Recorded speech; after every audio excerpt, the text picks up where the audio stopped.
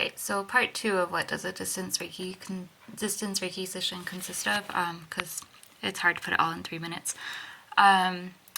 So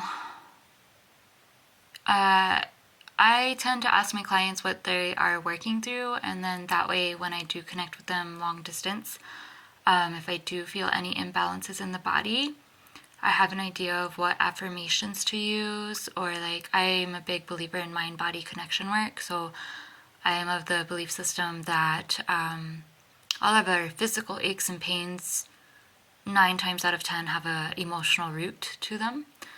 And so since I study that a lot, when I do come across stuck energy in like a body part, I'll reference what I know about that, and I'll go ahead and conversate with the body and talk to the body and move the energy out of the body that way. And I prefer long distance sessions because I have a lot more freedom to do these deeper things that could be triggering for someone to do in person. And the nice thing is that as they're at home receiving the energy, they get to rest, they get to relax, they get to be in a state of complete comfort and receptivity. So in some ways, I think that long distance sessions can go a lot deeper and further with healing than in person can. However, I feel in person is useful as well because touch is very healing in and of itself.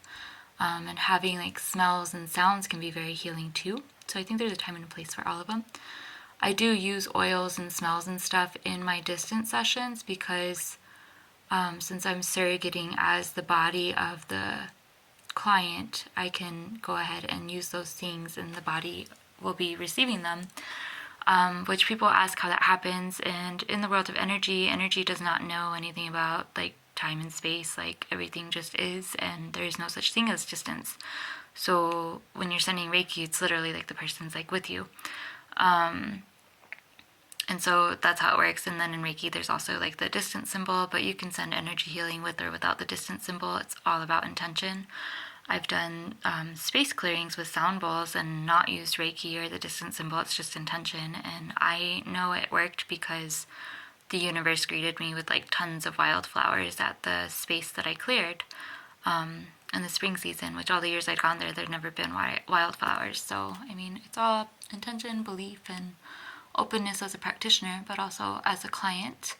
At the end of my distance sessions, I always send an email report of what's going on with the chakras and little self-care tips on how to self-balance the chakras, which then in follow-up sessions, I can always tell if the person's doing the work or not because the chakras don't lie. Like you'll know if they're still out of balance immediately. So yeah.